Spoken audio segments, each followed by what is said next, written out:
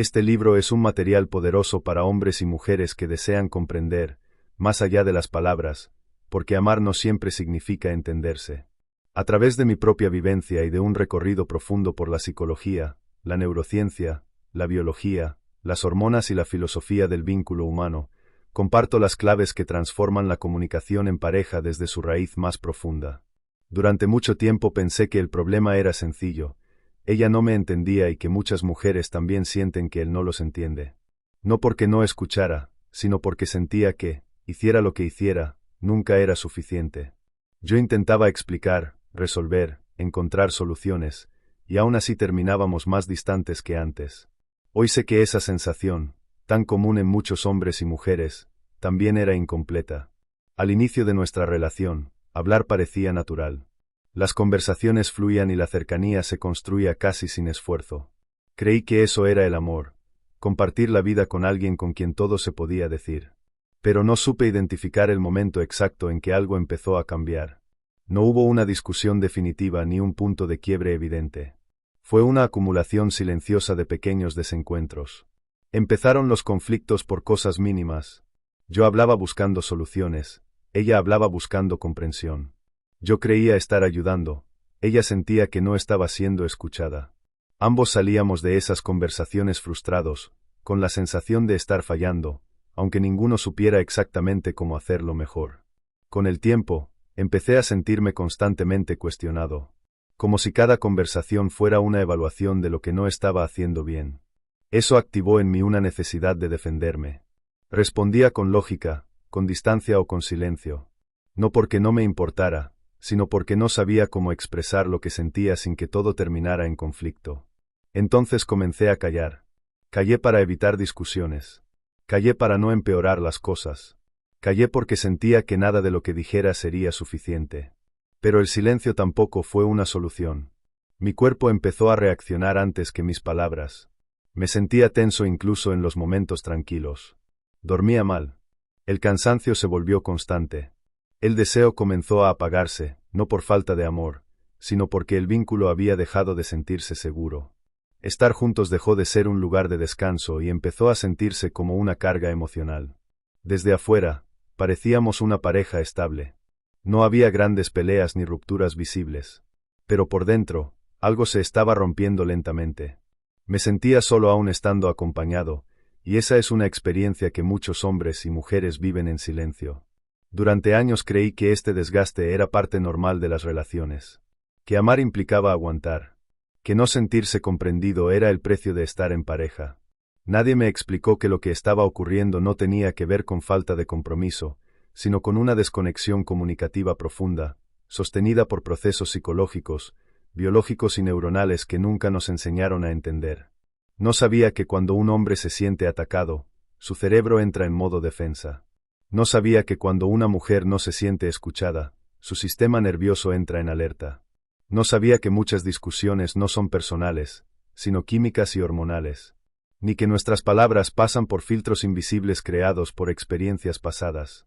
Todo cambió el día que comprendí una verdad esencial. Hablar no es comunicar. Comunicar es crear seguridad emocional. Es saber cuándo el cerebro del otro puede escuchar y cuándo está ocupado protegiéndose. Es entender que hombres y mujeres procesan las emociones de forma distinta, no por falta de amor, sino por diferencias biológicas y neuronales reales. Este libro nace de esa comprensión. No es un manual de frases bonitas ni un conjunto de consejos vacíos. Es una guía profunda, basada en ciencia y experiencia, para aprender a comunicarnos de una forma que el cerebro, el cuerpo y la emoción del otro puedan recibir. Porque cuando la comunicación deja de ser un campo de batalla y se convierte en un espacio seguro, la relación no solo se repara, se transforma. Si alguna vez sentiste que amabas, pero no lograbas hacerte entender. Si alguna vez te defendiste cuando en realidad querías acercarte. Si alguna vez pensaste que el problema eras tú o la persona que elegiste. Las claves que estás a punto de descubrir pueden cambiar para siempre la forma en que te relacionas. Este libro no solo explica por qué dejamos de entendernos. Te muestra, paso a paso, cómo reconstruir el vínculo a través de una comunicación consciente, científica y profundamente humana. Capítulo 1.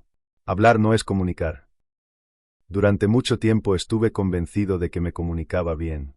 No porque fuera especialmente sensible, sino porque hablaba. Decía lo que pensaba, explicaba mis motivos, argumentaba mis decisiones. Para mí, comunicar era eso, poner en palabras lo que ocurría dentro de mí y esperar que el otro lo entendiera. Hoy sé que esa creencia, tan común y aparentemente lógica, es una de las principales causas de sufrimiento en las relaciones de pareja. Porque hablar no es comunicar. Y amar no garantiza que sepamos hacerlo. Este capítulo está escrito para hombres y mujeres. Para quienes sienten que se esfuerzan por explicar y no logran ser entendidos. Para quienes escuchan palabras, pero no sienten conexión. Para quienes han llegado a pensar que el problema es su carácter, su forma de amar o la persona que eligieron. Nada de eso es completamente cierto. El mito de si me ama, me entenderá. Crecimos creyendo que el amor trae comprensión automática. Que cuando dos personas se quieren, las palabras fluyen, los conflictos se resuelven y el entendimiento aparece casi por magia. Este mito es tan romántico como dañino. La realidad es otra. El amor no enseña a comunicarse. La comunicación es una habilidad compleja que involucra al cerebro, al sistema nervioso, a la historia emocional y a la biología de cada persona. Sin ese conocimiento, incluso las parejas que más se aman pueden sentirse profundamente desconectadas. Yo mismo caí en ese error. Pensaba, si le explico bien, va a entender. Ella pensaba, si le importa, va a sentir lo que yo siento. Ambos estábamos equivocados.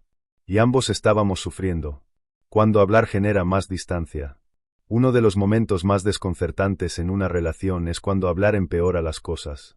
Cuando una conversación que empieza con buenas intenciones termina en silencio, enojo o distancia emocional. Ahí aparece la confusión. ¿Por qué, si estoy siendo honesto, todo se complica? ¿Por qué, si digo lo que siento, el otro se cierra? La respuesta no está en las palabras, sino en cómo el cerebro recibe esas palabras. La neurociencia nos muestra que el cerebro humano está diseñado, antes que nada, para sobrevivir. Y cuando una conversación activa una emoción intensa, crítica, reclamo, decepción, miedo, el cerebro deja de escuchar para empezar a protegerse. No importa si el mensaje es justo. No importa si la intención es buena. Si el sistema nervioso percibe amenaza, la comunicación se bloquea. El cerebro decide antes que la razón. Antes de que una frase llegue a la parte racional del cerebro, pasa por filtros automáticos. La amígdala evalúa, ¿esto es seguro o peligroso? Si la respuesta es peligroso, se activa el modo defensa. En ese estado, la empatía disminuye, la escucha se vuelve selectiva y la mente busca argumentos para protegerse. Por eso muchas discusiones de pareja parecen circulares. Se repiten las mismas frases, los mismos reproches, las mismas conclusiones. No porque falte voluntad, sino porque el cerebro no está disponible para comprender. Esto ocurre tanto en hombres como en mujeres. La diferencia está en cómo se manifiesta. Dos formas distintas de reaccionar al conflicto. En términos generales, no absolutos, el sistema nervioso masculino tiende a responder al conflicto con retirada o cierre. Es una forma de autorregulación, menos estímulo, menos amenaza.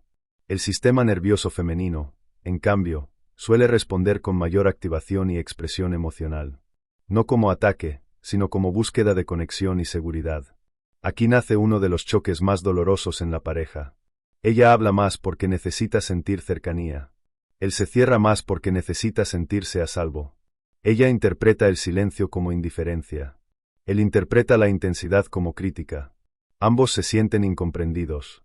Ambos se sienten solos. Ambos creen que el otro es el problema. El desgaste silencioso. Cuando este patrón se repite, ocurre algo profundo. El cuerpo empieza a asociar la comunicación con estrés. Antes incluso de hablar, ya hay tensión. El corazón se acelera. Los músculos se contraen. La mente se prepara para defenderse. Aparecen frases internas como: ¿para qué hablar? Si siempre termina igual, no vale la pena decir lo que siento.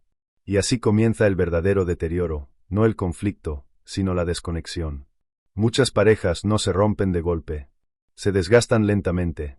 Siguen juntas, pero ya no se encuentran. Comparten rutinas, pero no emociones. Conviven, pero no conectan. El silencio no es paz. Callar puede parecer una solución. A veces incluso se siente como madurez.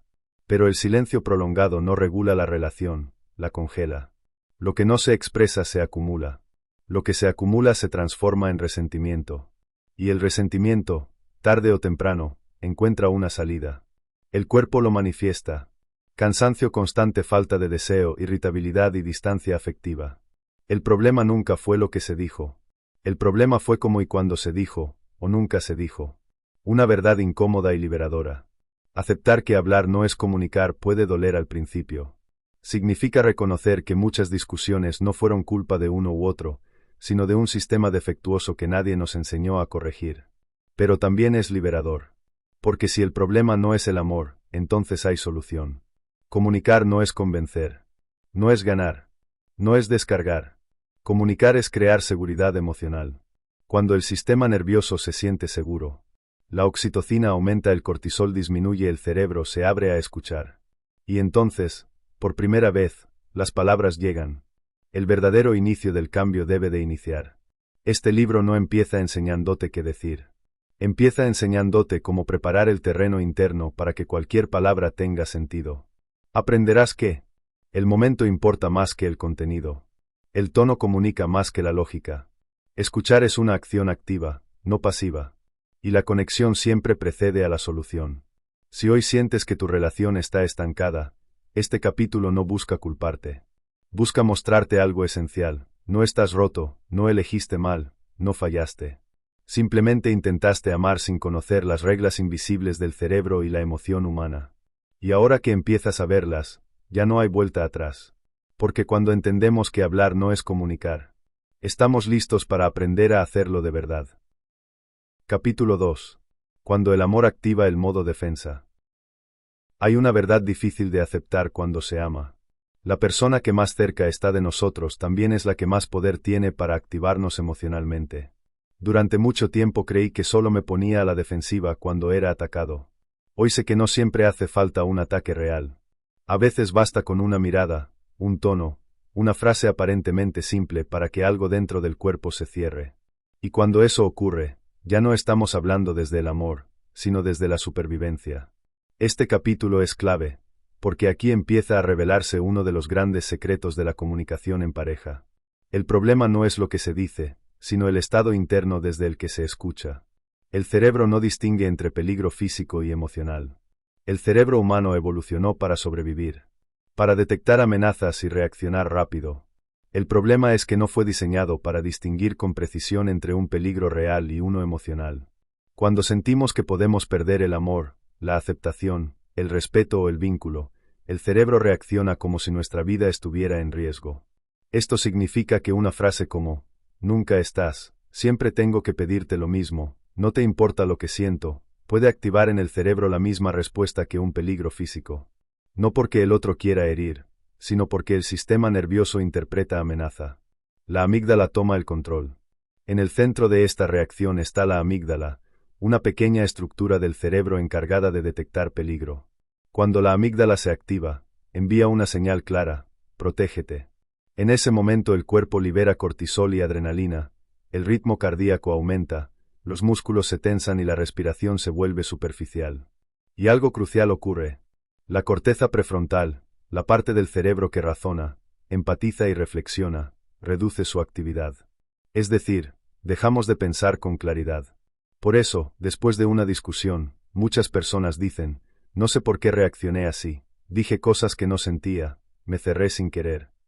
No fue falta de amor. Fue un cerebro en modo defensa. 3 respuestas automáticas: atacar, huir o cerrarse. Cuando la amígdala se activa, el cuerpo elige una de 3 estrategias básicas. 1. Atacar. Esto eleva el tono, acusar, ironizar, sacar errores del pasado. 2. Huir. Evitar la conversación, cambiar de tema, irse físicamente. 3. Congelarse. Quedarse en silencio, desconectarse emocionalmente, apagarse. Ninguna de estas respuestas es consciente. Son reflejos biológicos. Aquí es donde muchas parejas se dañan sin querer. Uno ataca buscando conexión, el otro se cierra buscando seguridad. Y ambos se sienten rechazados. ¿Cómo se vive esto en hombres y mujeres? Aunque todos tenemos las 3 respuestas, suele haber tendencias distintas. Muchos hombres, al sentirse cuestionados o insuficientes, entran en cierre emocional. No porque no les importe, sino porque su sistema nervioso reduce estímulos para no colapsar. Muchas mujeres, al sentirse ignoradas o no escuchadas, entran en mayor activación emocional. No para atacar, sino para recuperar conexión. El resultado suele ser devastador. Ella habla más y él se cierra más. Él se cierra más y ella insiste más. Hasta que la conversación se rompe. Ambos creen que el otro no quiere entender. Ambos están reaccionando desde el miedo. El amor como zona vulnerable. Cuanto más importante es alguien para nosotros, más vulnerable nos sentimos frente a esa persona. Y la vulnerabilidad, cuando no está contenida, se convierte en defensa. Esto explica por qué tres cosas: que somos más reactivos con la pareja que con extraños, nos duele más una frase de quien amamos y discutimos por cosas pequeñas con reacciones desproporcionadas. No es debilidad. Es la profundidad del vínculo. El cuerpo aprende a defenderse. Cuando una pareja repite este ciclo muchas veces, el cuerpo aprende. El sistema nervioso se condiciona. Ya no espera a que el conflicto ocurra, lo anticipa. Antes de hablar, ya hay tensión, ya hay cansancio, ya hay fastidio. El cuerpo entra en defensa incluso en conversaciones neutras. Y entonces aparece una frase peligrosa. Ya ni ganas dan de hablar. No porque no haya amor, sino porque el cuerpo está agotado de defenderse. El gran error: intentar resolver desde el modo defensa. Aquí ocurre uno de los errores más comunes y más destructivos. Intentar solucionar el problema cuando ambos están activados. Desde el modo defensa no se escucha, no se valida, no se comprende. Solo se reacciona.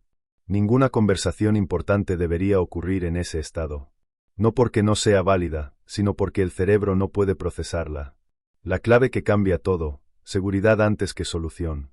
La gran revelación es esta: la comunicación solo funciona cuando el sistema nervioso se siente seguro. Sin seguridad no hay escucha real, no hay empatía, no hay cambio. Por eso, antes de hablar de temas importantes, hay que aprender a reconocer el propio estado emocional, identificar si el otro está disponible y regular primero el cuerpo, luego la palabra. Esto no es frialdad. Es sabiduría emocional. El inicio de una nueva mirada. Comprender que el amor puede activar el modo defensa cambia radicalmente la forma en que vemos los conflictos. Deja de ser tú contra mí, y se convierte en nuestros sistemas nerviosos reaccionando. Cuando entendemos esto, disminuye la culpa, disminuye el ataque, aparece la compasión. Y desde ahí, algo nuevo se vuelve posible. Este capítulo no busca justificar reacciones dañinas. Busca explicarlas. Porque solo lo que se comprende puede transformarse. En los próximos capítulos aprenderemos a desactivar el modo defensa, cómo reconocer cuando no es momento de hablar y cómo crear seguridad emocional real. Porque cuando el amor deja de sentirse como una amenaza, la comunicación deja de ser una lucha, y vuelve a ser un puente. Y ese puente puede reconstruirse. Capítulo 3.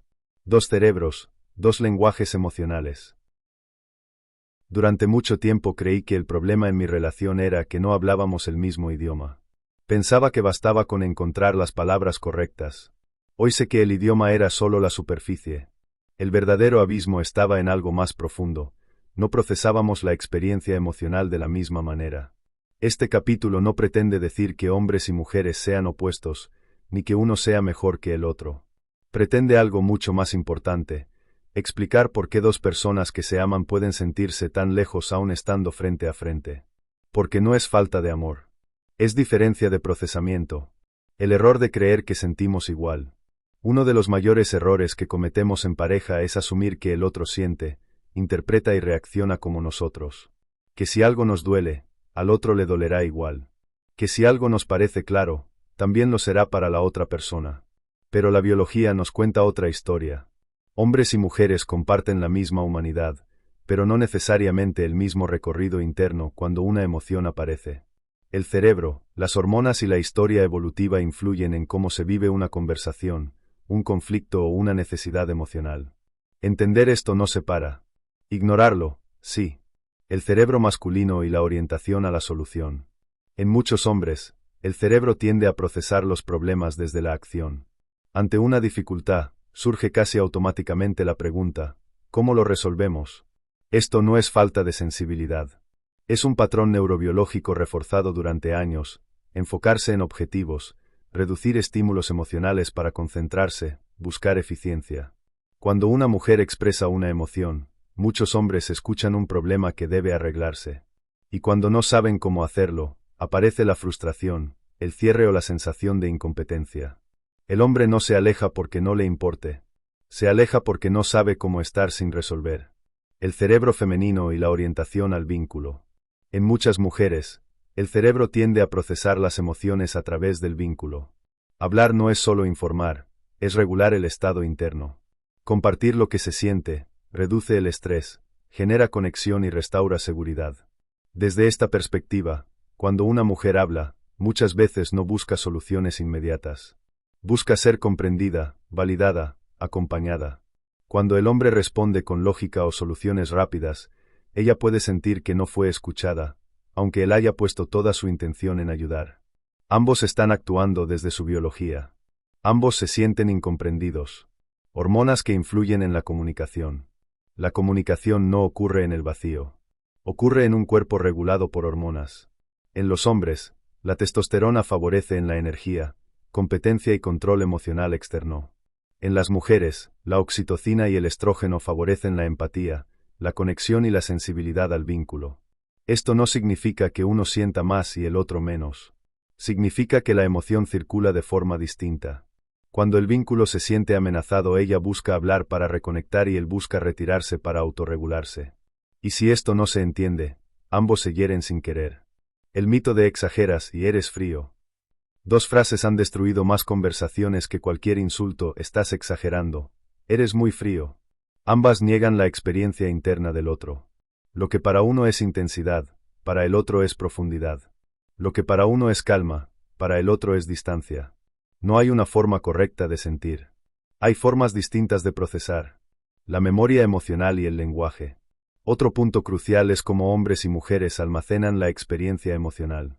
Muchas mujeres recuerdan conversaciones completas, el tono, el contexto, el momento emocional. Muchos hombres recuerdan el resultado, si hubo conflicto o no. Esto explica discusiones como: eso no fue lo que dije, si fue exactamente así. Ambos pueden estar diciendo la verdad desde su forma de recordar. Cuando las diferencias se vuelven amenaza. Las diferencias no dañan la relación. Lo que la daña es cuando se interpretan como rechazo. Cuando una mujer insiste, el hombre puede sentir que nunca es suficiente. Cuando un hombre se calla, la mujer puede sentir que no importa. Ambos sienten miedo. Ambos quieren amor. Traducir, no cambiar. El objetivo no es cambiar al otro. Es aprender a traducir. Traducir significa entender que el silencio no siempre es desinterés, entender que hablar no siempre es reclamo, reconocer la intención detrás de la conducta. Cuando se traduce, se reduce el conflicto. Cuando se exige que el otro sea como uno, el conflicto crece. El inicio de la complementariedad. Cuando una pareja comprende estas diferencias, algo profundo ocurre. Dejan de verse como enemigos y comienzan a verse como sistemas distintos que pueden complementarse. El hombre aprende que puede estar presente sin resolver. La mujer aprende que el silencio no siempre es abandono. Y ahí nace una comunicación nueva. Una nueva forma de escuchar. Escuchar ya no es esperar el turno para hablar. Escuchar es preguntarse: ¿desde qué lugar me está hablando? Cuando se escucha desde esa pregunta, la comunicación cambia. El puente posible. Este capítulo no busca justificar errores, sino humanizar el conflicto. Porque cuando entendemos que el otro no nos hiere por maldad, sino por diferencia, aparece la compasión. Y la compasión abre un puente. En el próximo capítulo veremos cómo crear ese puente conscientemente. Cómo construir seguridad emocional real y duradera, sin perder identidad ni autenticidad. Porque cuando dos cerebros aprenden a comunicarse en el mismo idioma emocional, el amor deja de ser una lucha, y se convierte en un lugar al que ambos quieren volver. Capítulo 4. Seguridad emocional, el verdadero lenguaje del amor. Hubo un momento en mi vida en el que entendí algo que nunca me habían explicado, pero que lo cambió todo. No es el amor lo que sostiene una relación, es la seguridad emocional. Podemos amar profundamente y aún así vivir en conflicto. Podemos desear al otro y al mismo tiempo sentirnos en guardia. Porque el amor sin seguridad no descansa. Se mantiene alerta. Y un vínculo en alerta constante termina agotándose. Este capítulo es el corazón de este libro. Porque aquí dejamos de hablar solo de diferencias, de reacciones y de heridas, y empezamos a hablar de lo que realmente permite que dos personas se comuniquen sin miedo. ¿Qué es realmente la seguridad emocional? Seguridad emocional no es ausencia de conflicto. No es estar siempre de acuerdo ni evitar conversaciones difíciles. Seguridad emocional es algo más profundo. 1. Es la sensación interna de que puedo expresarme sin ser castigado emocionalmente. 2. Es saber que mis emociones no serán usadas en mi contra. 3. Es sentir que el vínculo no está en riesgo cada vez que digo lo que siento. Cuando existe seguridad emocional, el cuerpo se relaja. El sistema nervioso baja la guardia. El cerebro deja de defenderse y empieza a escuchar. Y sin escucha real, no hay comunicación. El cuerpo sabe antes que la mente. Antes de que pensemos me siento seguro con esta persona, el cuerpo ya lo sabe. Lo sabe porque la respiración es más profunda, el tono de voz se suaviza, la tensión muscular disminuye y el corazón se regula. En presencia de seguridad emocional, el cuerpo activa el sistema parasimpático, el encargado del descanso, la conexión y la reparación. Por eso, cuando estamos con alguien emocionalmente seguro pensamos con más claridad, escuchamos mejor y respondemos con menos reactividad. La seguridad emocional no es un concepto romántico. Es biología pura. ¿Cómo se destruye la seguridad sin darse cuenta? Muchas parejas no destruyen la seguridad con grandes traiciones, sino con pequeñas repeticiones cotidianas como invalidar emociones. No es para tanto. Usar el silencio como castigo, ironizar o minimizar, guardar rencor y sacarlo en el peor momento, prometer cambios que no se sostienen. Cada uno de estos actos le dice al sistema nervioso del otro, no es seguro abrirse aquí. Y cuando el cuerpo aprende eso, se cierra. Seguridad no es debilidad.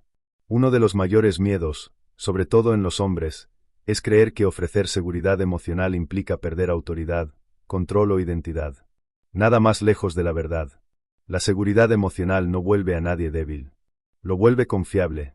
Una persona emocionalmente segura no necesita gritar para ser escuchada, no necesita controlar para sentirse tranquila, no necesita huir del conflicto.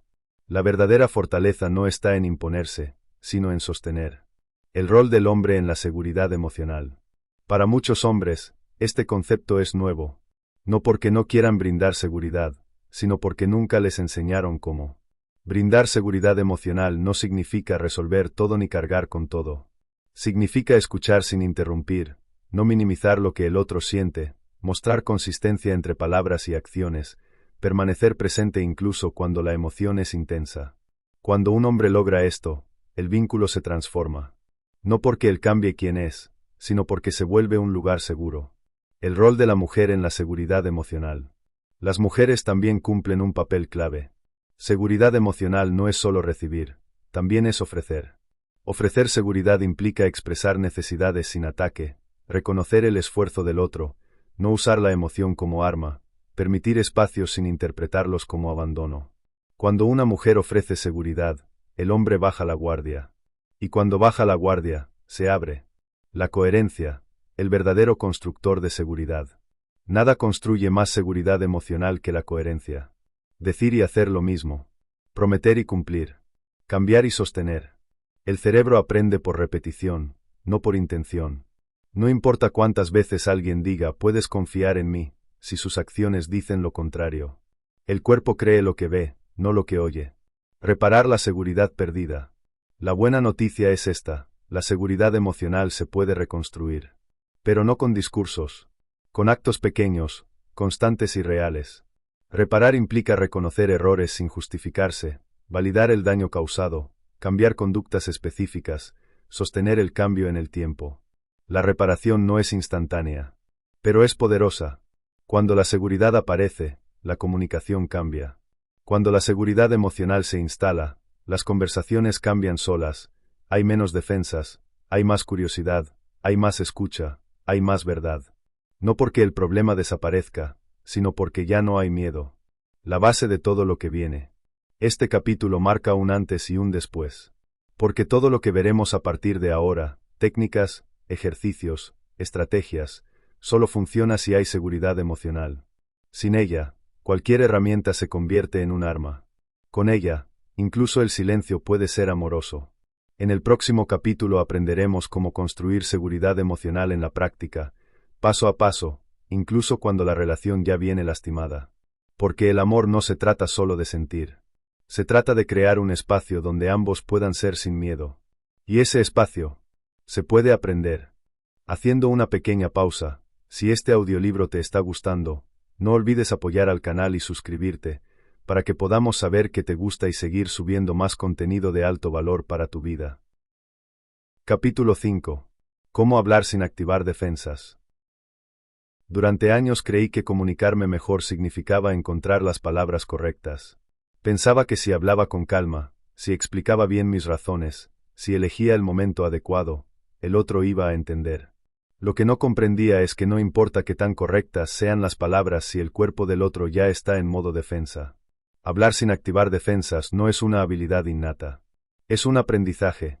Y como todo aprendizaje profundo, comienza por dentro. La regla invisible de toda conversación. Toda conversación importante sigue una regla silenciosa. Primero se regula el cuerpo, después se transmite el mensaje. Si el sistema nervioso está activado, la comunicación falla antes de empezar. No porque falte voluntad, sino porque el cerebro no está disponible. Antes de hablar, hay una pregunta clave que casi nadie se hace. ¿Estamos emocionalmente disponibles para esta conversación? Ignorar esta pregunta es la causa de la mayoría de los conflictos repetitivos. Elegir el momento correcto, más importante que el contenido. Muchas parejas hablan de lo correcto en el momento incorrecto. Hablar cuando uno está cansado, el otro está estresado, hay hambre, sueño o tensión acumulada. Es sembrar conflicto. El cerebro bajo estrés interpreta cualquier mensaje como amenaza. Por eso, elegir el momento no es evitar el problema, es preparar el terreno para que el mensaje pueda entrar. A veces, decir ahora no es el momento, pero quiero hablar de esto contigo es un acto profundo de amor. El tono comunica más que las palabras. El cerebro humano responde primero al tono, luego al contenido. Un mismo mensaje puede ser recibido como ataque o como invitación dependiendo del tono. El tono es una señal biológica de seguridad o peligro. Cuando el tono es suave, estable y no acelerado, el sistema nervioso baja la guardia. Cuando el tono es cortante, irónico o elevado, la amígdala se activa. No se trata de fingir calma. Se trata de regularse antes de hablar. Hablar desde la experiencia, no desde la acusación. Una de las herramientas más poderosas para no activar defensas es cambiar el lugar desde el que se habla. Comparar con frases, tú nunca me escuchas, yo me siento invisible cuando intento hablar. La primera frase activa defensa. La segunda abre escucha. Hablar desde la experiencia interna no culpa. Describe. Y el cerebro del otro no se siente atacado. Nombrar emociones regula el cerebro. La neurociencia ha demostrado que poner en palabras lo que sentimos reduce la activación emocional. Esto se llama etiquetado emocional. Decir, me siento frustrado, me siento triste, me siento inseguro, ayuda a regular el propio sistema nervioso y el del otro. Las emociones no expresadas se convierten en tensión. Las emociones nombradas se vuelven manejables. El arte de pausar sin abandonar. Una de las habilidades más importantes en la comunicación es saber pausar sin romper el vínculo. Pausar no es huir. Es reconocer que el cuerpo necesita regulación. Decir, necesito unos minutos para calmarme y seguimos, esto es importante para mí, pero ahora estoy muy activado. Mantiene la conexión mientras se protege el diálogo. El problema no es pausar. El problema es desaparecer sin explicación. Escuchar sin preparar la respuesta. Escuchar de verdad implica renunciar al impulso de defenderse. La mayoría de las personas escucha para responder, no para comprender. Y el cerebro del otro lo percibe. Escuchar activamente implica no interrumpir, no corregir, no justificar inmediatamente. Solo estar. Cuando alguien se siente escuchado, baja la intensidad emocional automáticamente. Validar no es estar de acuerdo. Validar es una de las herramientas más mal entendidas. Validar no significa decir tienes razón.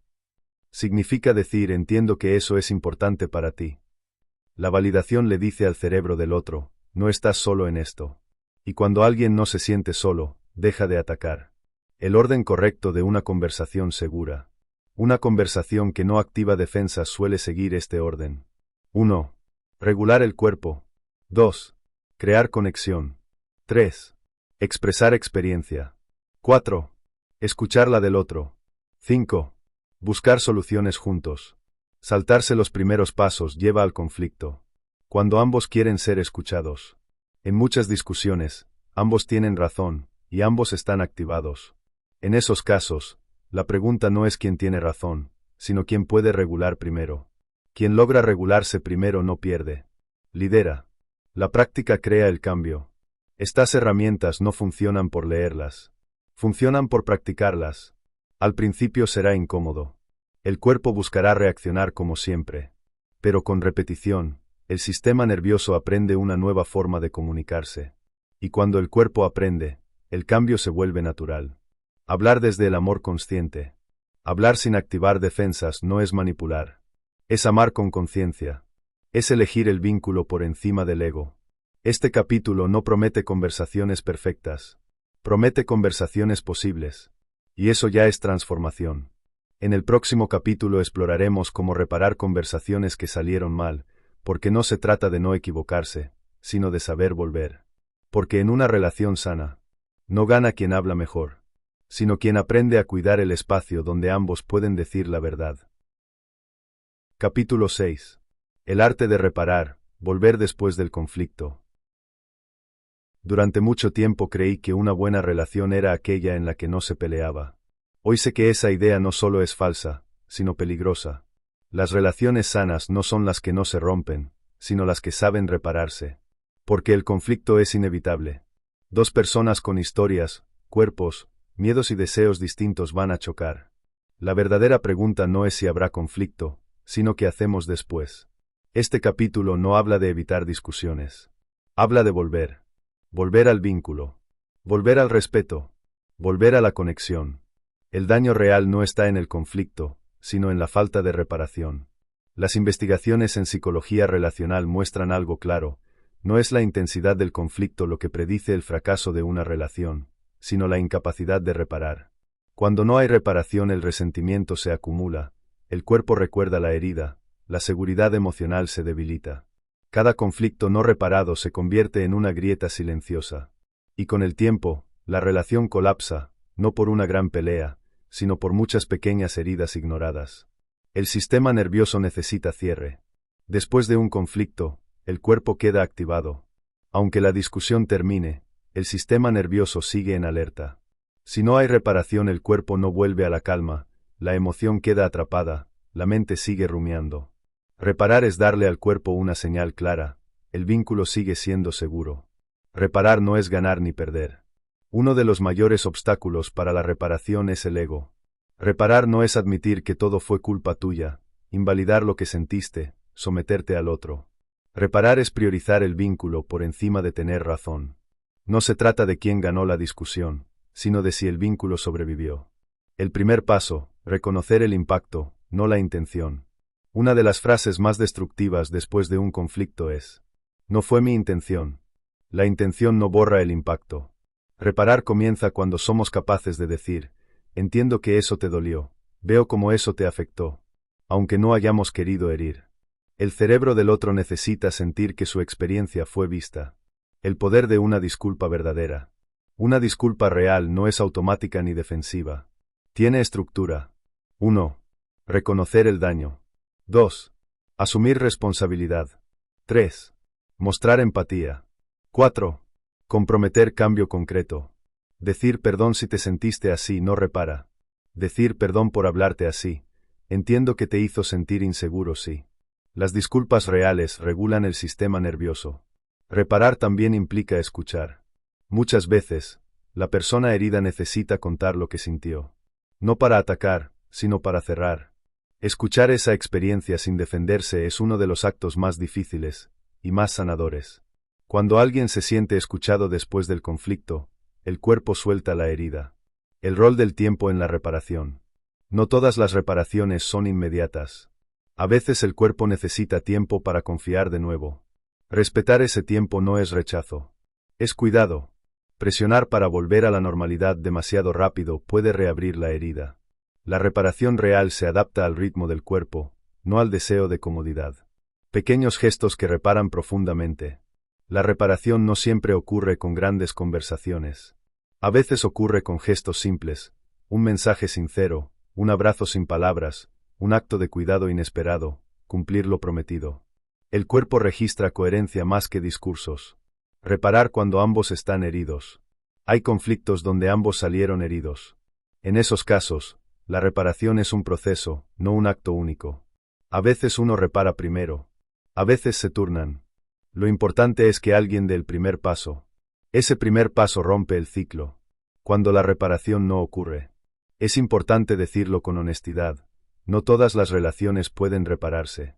Cuando hay desprecio constante, violencia emocional o falta total de responsabilidad, la reparación no es posible. Este libro busca sanar vínculos, no sostener relaciones que dañan. La reparación solo funciona cuando ambos están dispuestos a cuidar el espacio común. La reparación construye confianza más profunda que la perfección. Aquí hay una verdad poderosa. Una relación que ha aprendido a repararse puede ser más fuerte que una que nunca tuvo conflictos. Porque la reparación construye confianza real, confianza en que se puede fallar y volver, confianza en que el vínculo resiste, confianza en que no estamos solos cuando erramos. Eso es intimidad profunda. Volver es una elección diaria. Reparar no es un evento aislado. Es una práctica. Cada vez que eliges volver en lugar de cerrar, estás construyendo algo que dura. Este capítulo marca el final de una etapa del libro: comprender, comunicar, reparar. En el próximo capítulo entraremos en una dimensión aún más profunda: cómo crear hábitos emocionales que sostengan el vínculo en el tiempo, para que la comunicación no dependa solo de momentos críticos. Porque amar no es no fallar. Amar es saber volver. Y volver también se aprende. Capítulo 7. Hábitos emocionales. Cómo sostener la conexión a largo plazo. Hubo un momento en el que entendí algo esencial. Las relaciones no se rompen por grandes crisis, se desgastan por la falta de pequeños cuidados constantes. No fue una discusión lo que más daño hizo, sino la ausencia de rituales que sostuvieran la conexión cuando todo parecía estar bien. Este capítulo nace de esa comprensión. Porque amar no es solo saber comunicarse en los momentos difíciles, sino crear hábitos emocionales que mantengan vivo el vínculo cuando no hay urgencia. El cerebro ama la repetición. El cerebro humano no se transforma con grandes gestos aislados, sino con repetición.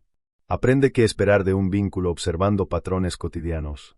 Si la relación repite presencia, escucha y coherencia, el sistema nervioso aprende que ese vínculo es seguro. Si repite indiferencia, desconexión e inconsistencia, el cuerpo se protege. El amor no se sostiene con intensidad ocasional, sino con previsibilidad emocional. ¿Qué son realmente los hábitos emocionales? Los hábitos emocionales son pequeñas acciones repetidas que regulan el sistema nervioso de la pareja. No son técnicas, son formas de estar. Ejemplos: mirar a los ojos cuando el otro habla, saludar y despedirse con intención, interesarse genuinamente por el mundo del otro, hacer pausas para reconectar. Son gestos simples, pero profundamente biológicos. El ritual de conexión diaria. Uno de los hábitos más poderosos es crear un ritual diario de conexión, aunque dure pocos minutos. No se trata de hablar de problemas, sino de compartir presencia. Puede ser un café juntos sin pantallas, una caminata, un momento antes de dormir. Ese ritual le dice al cerebro: este vínculo importa. La importancia del reconocimiento. El cerebro necesita reconocimiento para mantenerse motivado emocionalmente. Cuando una pareja deja de reconocer el esfuerzo, la intención y el crecimiento, el vínculo se enfría. Reconocer no es exagerar. Es ver. Decir: gracias por escucharme, valoro que hayas intentado. Regula más que cualquier discurso profundo. El hábito de la curiosidad. La curiosidad es uno de los hábitos emocionales más subestimados. Creer que ya conocemos al otro mata la conexión. Las personas cambian, evolucionan, se transforman. Preguntar: ¿qué estás sintiendo últimamente? ¿Qué te preocupa hoy? Mantiene el vínculo vivo. Espacio y cercanía, el equilibrio necesario. Un hábito emocional sano incluye respetar el espacio del otro. Conexión no es fusión. Permitir tiempo individual, silencio sin interpretación, intereses propios. Fortalece el deseo y la seguridad. El cuerpo también necesita hábitos. No todo es conversación. El cuerpo necesita contacto seguro. Abrazos, caricias, cercanía física sin exigencia sexual regulan el sistema nervioso y fortalecen el vínculo. El contacto físico consciente libera oxitocina, la hormona del apego. Cuando los hábitos se pierden, con el tiempo, muchas parejas dejan de practicar estos hábitos no por falta de amor, sino por rutina, estrés o cansancio. El problema es que el cuerpo no entiende excusas. Solo registra ausencia. La buena noticia es que los hábitos pueden retomarse en cualquier momento. Crear hábitos juntos. Los hábitos emocionales funcionan mejor cuando se construyen en conjunto. No imponer. Proponer.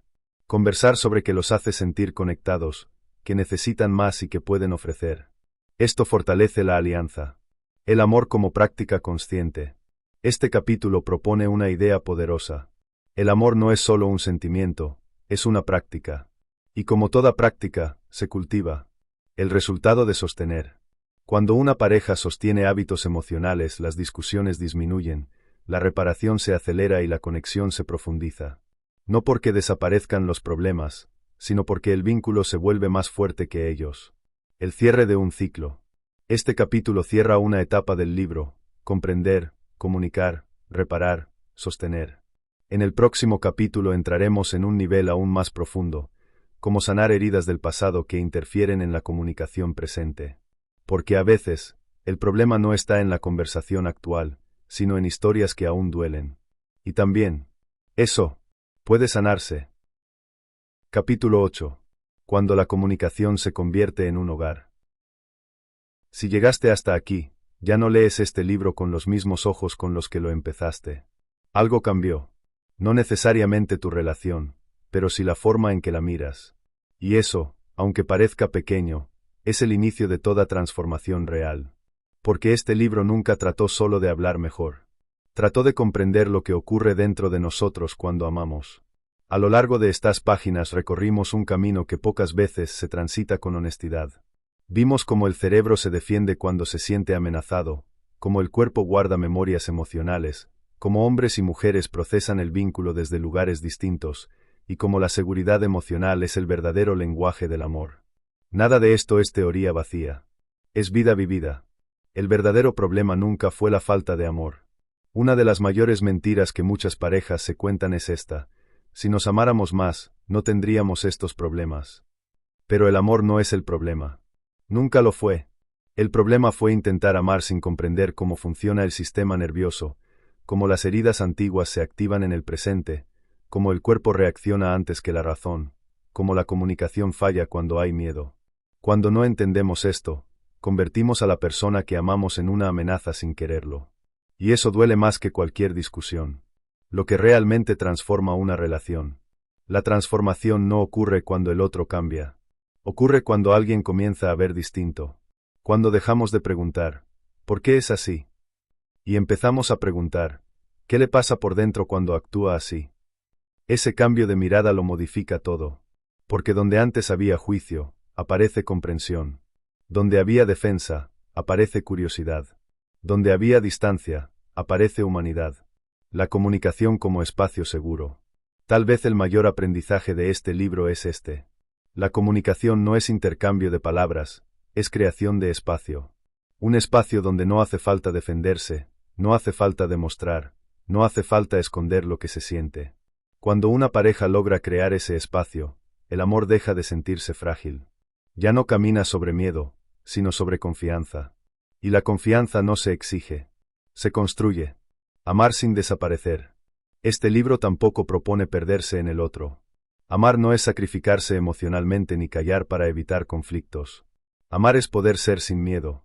Cuando hay seguridad emocional se puede decir que no, se puede expresar dolor y se puede poner un límite. Sin que el vínculo se rompa.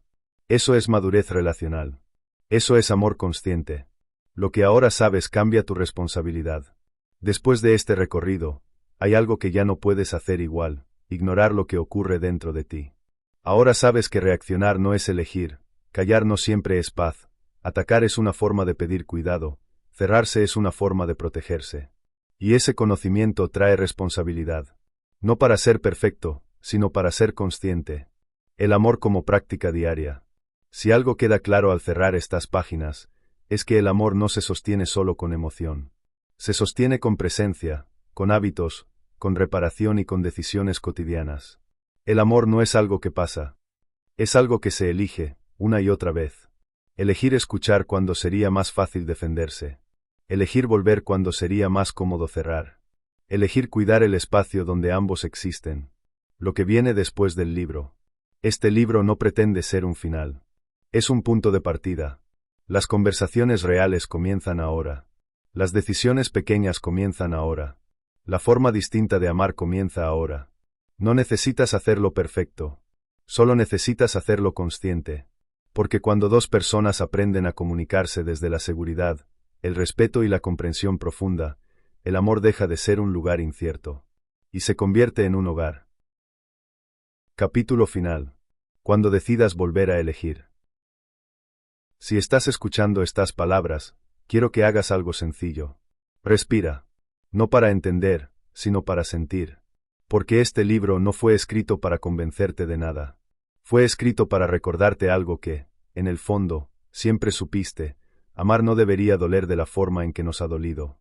Tal vez llegaste aquí pensando que el problema era tu pareja. O pensando que el problema eras tú. O pensando que el amor simplemente se desgasta. Hoy sabes algo distinto. Sabes que muchas veces no fallamos por falta de amor, sino por falta de comprensión. Que no gritamos porque queremos herir, sino porque no sabemos cómo ser escuchados. Que no nos cerramos porque no sentimos, sino porque sentimos demasiado y no sabemos cómo sostenerlo. Sabes que dentro de cada conversación hay un cuerpo intentando protegerse. Un sistema nervioso pidiendo seguridad. Un corazón que quiere quedarse, pero no sabe cómo hacerlo sin perderse. Y ahora que lo sabes, algo cambia. No porque a partir de hoy no vayas a equivocarte. Te vas a equivocar. Todos lo hacemos. Sino porque ya no vas a equivocarte de la misma forma inconsciente. A partir de ahora, cuando una conversación se tense, podrás elegir pausar. Cuando aparezca el impulso de defenderte, podrás elegir escuchar. Cuando sientas ganas de huir, podrás elegir volver. No siempre. No perfecto. Pero consciente. Y esa conciencia lo transforma todo. Este libro no te pide que salves una relación a cualquier costo. Te pide algo más valiente: que te relaciones desde la verdad. Desde la verdad de lo que sientes. Desde la verdad de lo que necesitas. Desde la verdad de lo que puedes y no puedes ofrecer. Porque el amor real no se construye desde el miedo a perder, sino desde la seguridad de poder ser. Si este libro llega a tus manos, o a tus oídos, en un momento difícil, recuerda esto. No estás roto. No estás solo. Y no llegaste tarde. Llegaste al momento en el que puedes amar distinto. Que tus palabras se vuelvan puentes, no armas. Que tu silencio sea cuidado, no castigo. Que tu presencia sea refugio, no amenaza. Y si alguna vez vuelves a perderte, porque a veces pasa, que sepas volver. Volver a escuchar. Volver a mirar. Volver a elegir. Porque cuando la comunicación nace de la seguridad, el amor deja de ser un campo de batalla. Y se convierte, por fin, en un hogar.